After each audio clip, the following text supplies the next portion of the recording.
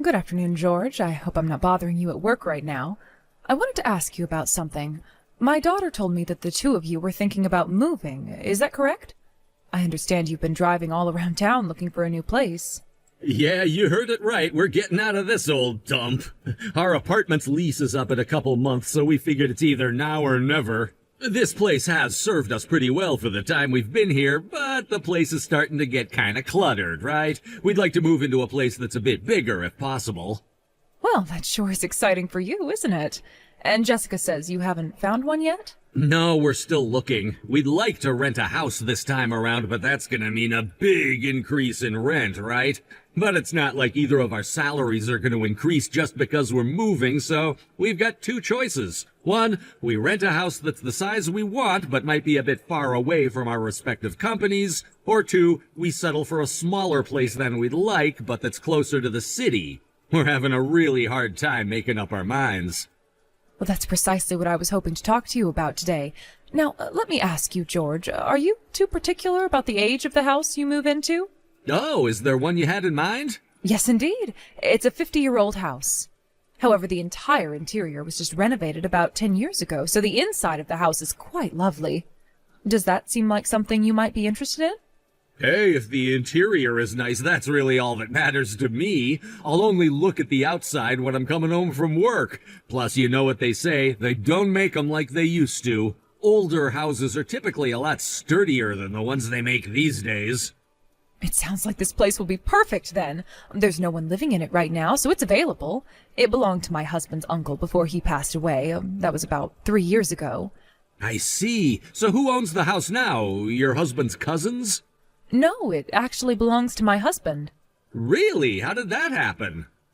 Oh, it's quite simple. His uncle didn't have any children, and all his other cousins live far away. None of them wanted it, so they were gracious enough to let my husband inherit it. Wow, that was kind of them. What's more is the location is excellent, so my husband was considering selling it for the extra money. But if you kids would like to live there, then you're more than welcome. You would do that for us? That is incredibly gracious of you, Mom. Are you sure you're fine with us living there? Of course, it's better than letting it collect dust, right? I just wish we could provide you with something a bit newer. Nah, don't worry about that at all. Like I said, I'm more concerned about the interior. So how big is the house? It's 2 stories tall with a walkout basement. The basement is mostly unfinished, but there's a room down there that can be used as an office if you'd like. The master bedroom is on the 2nd floor, and there's a guest bedroom on the main floor. Also, there's a full bath next to the master bedroom and a half bath on the ground floor. Do you suppose that would be large enough for you? Nah, it's too small. I'd need at least 5 more bedrooms. Just kidding. It would be perfect for us. The extra space will come in handy once we start having kids, too. And I mean, I'm not one to look a gift horse in the mouth. We'd love to live there. I'm glad to hear it. But are you sure you'll be all right with living in such an old house? It's nothing like the stylish sort of home you young folks are into these days. I've never been one for following style trends, so I'm sure it won't be a problem. Besides, we can always just put some new furniture or decorations in the house to spice it up a little bit, if we feel so inclined. Well, that sounds like a wonderful plan. You're welcome to make any alterations to the place that you'd like. So, would you like to come by this weekend and see it in person? Sure, that'd be great. You're sure to love the neighbors as well. We've known them for ages. We've met with them several times over the years when they've gone to visit my husband's uncle. They're absolutely wonderful people, so you won't have to worry about any trouble with them. Man, this house almost sounds like it's too good to be true. Oh, and I suppose we should get this out of the way. What would you like us to pay for rent? Our current budget for rent is $1,500. Is that enough? 1,500? Oh, don't be ridiculous. That's nowhere near enough. 3,000 a month, no less. Really? Of course not. Man, you had me going for a minute there, Mom. So really, how much should we pay you? You don't need to pay us a dime. What? No, I couldn't live there for free. I really would like to pay you something, even if it's just enough to cover property taxes. I mean it, dear. You don't need to pay us anything. You're doing us a favor. With you two living there, we won't have to worry about fires or break-ins. How about this? Rather than pay us for rent, you can simply take care of the house for us. Mow the grass, trim the hedges, that sort of thing. I still feel like that's not enough. You know how insane rent is getting these days, right? It would cost us way more than the $3,000 you jokingly said to rent a house that size. But if you say so, then I suppose I'll have to take you up on that offer. Don't worry, we'll take great care of the house. Thank you so much, dear. No, don't thank me, Mom. We're the ones who should be thanking you. You can't imagine how much of a help it'll be for us to not have to pay any rent. That's basically our single biggest expenditure as things stand. Well, then you can put the money that you've been paying in rent into savings from now on. That will come in handy in your future. You're absolutely right. We'll do our best not to take it for granted and be just as frugal as we've been. With this, we'll be able to save more money this year than we have in the last several years. Oh, that's wonderful to hear. I'll send you some pictures of the house in the meantime. Then you can come and see it firsthand this week. Sounds like a plan. I really can't express enough how much I appreciate this, Mom.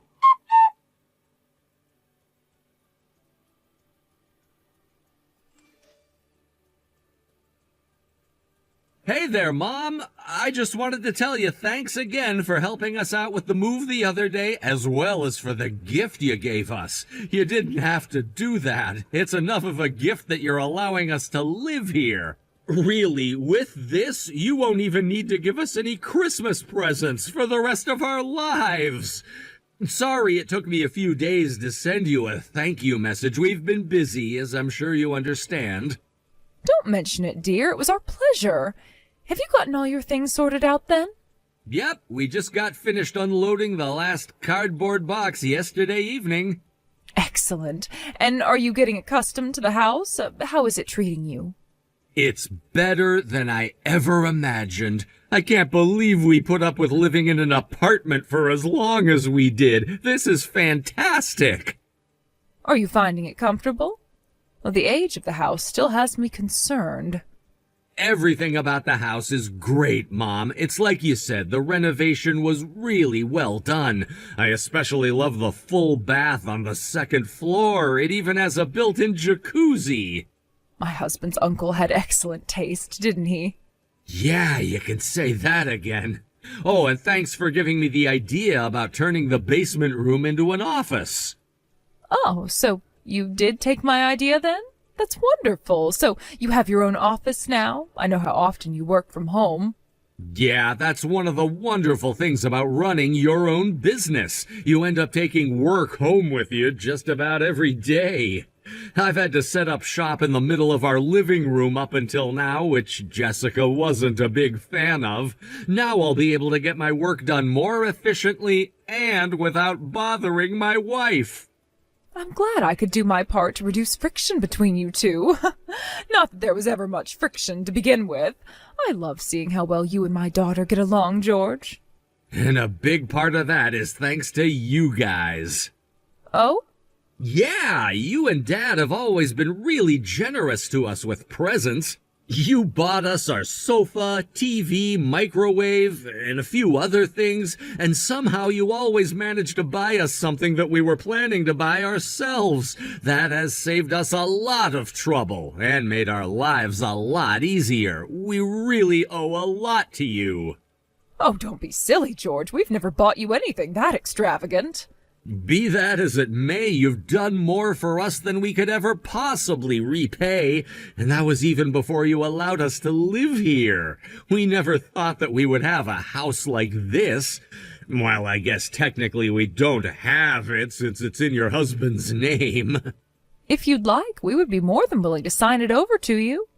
But you'd rather live in a house you built for yourselves, wouldn't you? Actually, that sounds like it would be a wonderful idea. We could demolish that old house you're living in, give you the land, and let you build whatever house you'd like. My husband has been saying that if you two were ever to build a house, he would cover the down payment for you. You would do that for us? My gosh, Mom, stop giving us so much. The guilt is starting to get overwhelming. I've never met anyone as generous as you in my entire life. All we want in our life is to see our daughter and the man she chose to be her husband become as happy as possible. We're glad to do whatever we can to make that happen.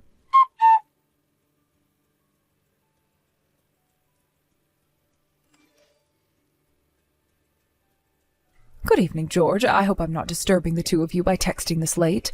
Are you going out to dinner or something? Hey, Mom. No, I'm out of the house right now, but Jessica should be at home. Why do you ask? She's at home, is she? Oh, that's strange. There doesn't appear to be a single light on in the house. I thought for sure there was nobody home. I just so happened to drive by your house on the way home from a friend's house. Huh. You know what? I'll bet Jessica just went to bed early. It's almost like sleeping is her hobby or something. There are some days when she's in bed and asleep before 9 o'clock. Really? Well, that's odd. She was never like that when she was a child. Has she been like this for a while? Is she having any health issues? No, she's perfectly fine as far as I can tell. She's as healthy as a horse, pardon the metaphor. Was there something you wanted to talk to her about? I was just concerned about her is all. I haven't heard much of anything at all from her lately. I try calling her, but she doesn't answer. I text her, but she doesn't reply. When I think about it, I haven't seen her in over 2 months now. I'm sorry, Mom. I should have told you. Jessica is super-duper busy right now, and it's all my fault. What do you mean? I'm having her help me out with some work stuff. Could you be more specific? She was an accountant back before we got married, and her license is still valid, so she's taking care of filing my company's taxes this year. I was never very good with numbers, taxes, paperwork, and that sort of thing, so having her do it for me is a massive help. It lets me focus on the more important business matters. I see. And the reason it's particularly bad right now is because we got a huge influx in orders in the last quarter. She's got a stack of paperwork about a yard high that she's got to sort through. So yeah, that's why she's been so busy and tired lately. I'm really sorry. Oh, you don't need to apologize to me, George. I know you're plenty busy yourself. I'm sure Jessica's proud to be able to support such a capable and hard-working man as yourself. Hey, I'm nothing compared to Jessica. You should see her when she's on the job. She is super focused, and she seems like she legitimately enjoys it, too. I'll bet she likes doing my paperwork more than she likes doing the housework. Who knows? Maybe one of these days I'll put her in charge of the business and take care of the house for her instead. Ever since she was a little girl, she's always loved being helpful. It's not surprising to hear that she's so jovial about supporting you. This is a tough time for you, so make sure that you're there for each other. I'm sure that the two of you can get through anything as long as you work together. We'll definitely do that, Mom. I'll have her contact you just as soon as her workload settles down. Again, I'm sorry to make you worry about her. I should have said something to you sooner. No, I'm sorry for taking time out of your busy schedule. I'll leave you to your work, George. Have a nice evening.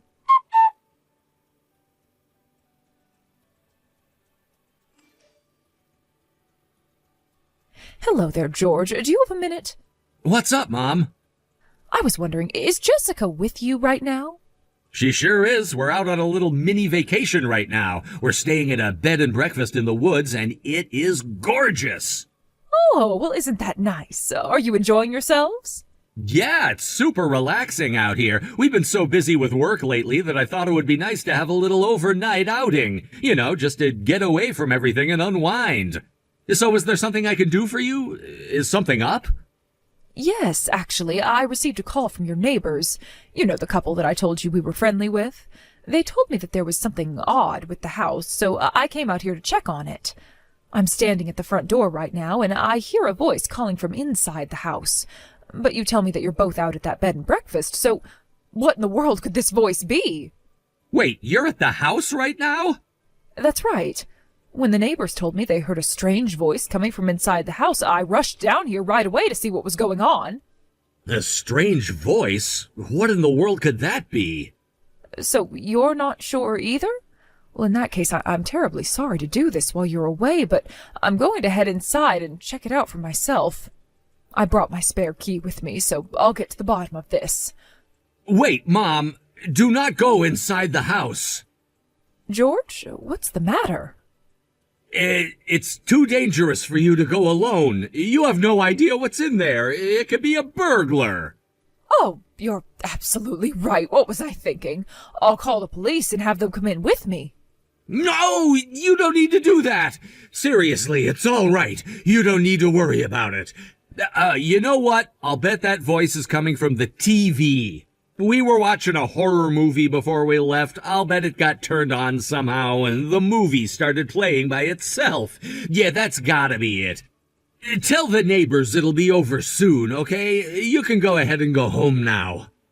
George, is something wrong? You're acting rather unlike yourself right now. Don't be ridiculous. I'm perfectly fine. Is there some reason that you don't want me to go inside your house, George? Something you don't want me to see? No, that's not it at all. Are you sure? It seems to me that there's at least one thing in there you wouldn't want me to see. Namely, the sight of my daughter tied up in the living room. Did you already go inside the house? Indeed I did. That's trespassing. You can't just go into people's houses without permission. You didn't close the curtains all the way when you left. I could see her through the gaps. You'll have to excuse me for not being more considerate of your privacy after seeing that. Also, lest you forget, my husband and I are still the legal owners of this house. We have every right to enter whenever we please. But it's still my house. You had no business going in there after I told you not to. My daughter's safety is more important than your pride as the man of the house. I had no choice but to go in and rescue her as quickly as possible. Jessica told me everything you've been doing to her, George. You've been treating her like some sort of slave. No, I haven't. Then why did you bind her arms and legs with duct tape and tie her to the pillar in the living room? Can you explain that to me? Well, it's, kind of a game, get it? A game? You know, the kind of game that adults play in bed. I know it seems odd, but I swear she loves that sort of thing. In fact, she's the one who asked me to tie her up like that. I'm not a particularly big fan. I like doing it the normal way, but she was insistent. Don't insult my intelligence. She was shouting and crying for help when I found her. That voice the neighbors heard wasn't some horror movie. It was my daughter. You've been tying her up like this for months and forcing her to do your paperwork and the housework in exchange for giving her the bare minimum of food and water. I won't let you treat my daughter like this any longer. I'm telling you, Mom, don't believe a word she says. Jessica's not the same person she used to be. She's gone insane. I'm not the abusive one. She is. I had to tie her up in order to stop her from attacking me. It was self-defense. And now you're trying to blame Jessica for this? Hey, I've been doing the very best job that I can trying to deal with her. I'm the one that got left holding the bag for your failed parenting. We were completely wrong about you. We thought that you were a wonderful man who truly cared about our daughter, but now we know the truth.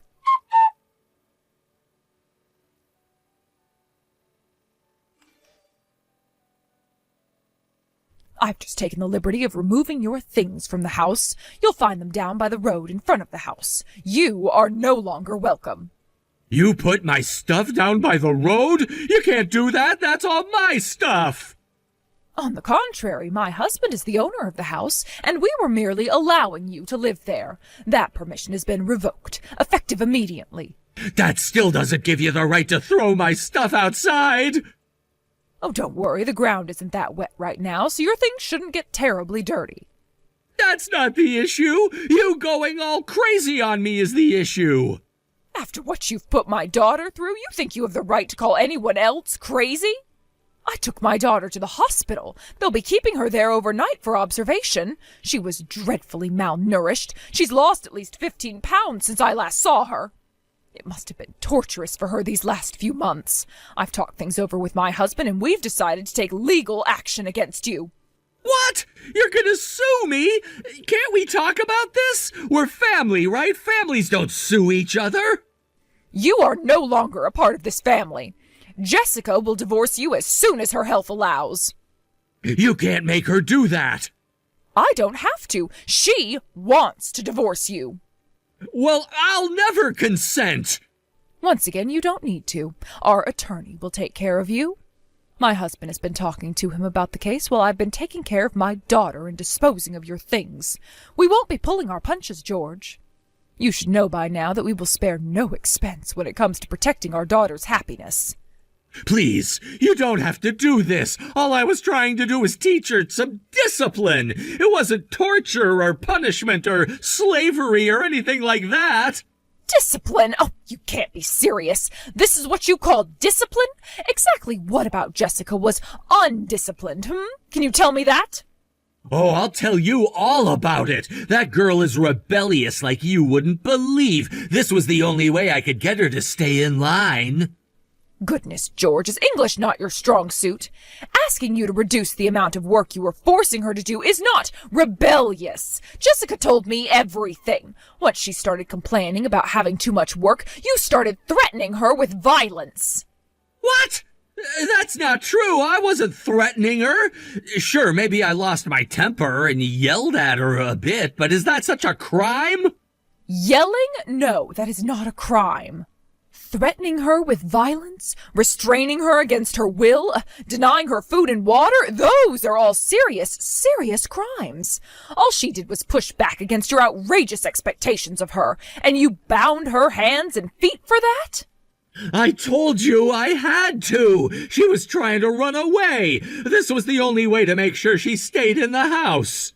Yes, you couldn't have her running away, could you? That would have foiled your plan to use her as your slave for the rest of her life. And that's why you concocted this vicious, evil scheme of yours to tie her up and keep her in the house. Look, Mom, this is a matter between me and my wife. She might not have enjoyed the discipline program I've been putting her through, but it is my prerogative as her husband to do what I see as best for her. And that's what I did. There was never any malicious intent. I was trying to help her.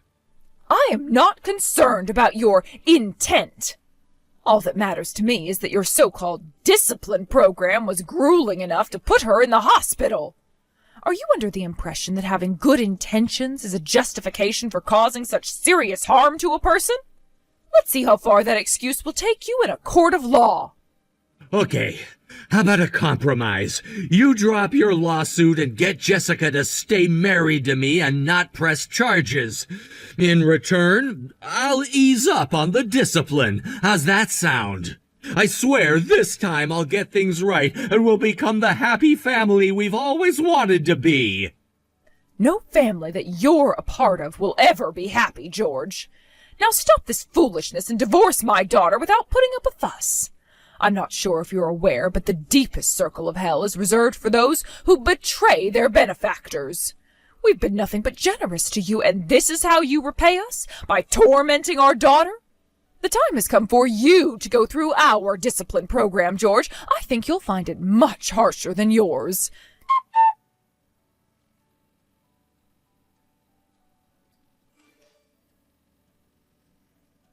Thanks to the excellent work of my husband's attorney, we were able to make the divorce happen without Jessica ever having to come face to face with George. We settled our civil suit against George with a 6-figure lump sum payment to Jessica to avoid a lengthy and emotionally painful trial. George's legal troubles weren't over yet. He went on to face a criminal kidnapping charge for which he was found guilty and sentenced to 6 months in prison. After he got out, he attempted to get his business back up and running, but without my daughter there to do the heavy lifting, it soon went bankrupt. He tried to find employment with some of the clients who had been loyal to his company over the years, but word had gotten around about his crimes. Having become jobless, penniless, and friendless, George added a fourth less to his name, homeless. It's my understanding that he's now staying in a homeless shelter in the downtown area most of the time. We debated what to do with the house they lived in and eventually decided that the best thing for us would be to sell it. There were too many bad memories in there to use it any more. As for my daughter Jessica, she was released after a few days in the hospital and moved back into our house. Her first order of business was being able to eat normally again. Once she was able to do that, she started recovering quickly. Within just 3 months, she was already back up to a healthy body weight and started looking for work as an accountant again. One of her old schoolmates, a fine young gentleman, has been stopping by the house quite often lately to check up on her. He came to me the other day to ask if he thought it would be appropriate to ask her out on a date, to which I gave my full blessing. I've known him and his parents ever since he was a little boy. I can rest assured that he'll be an excellent companion for Jessica.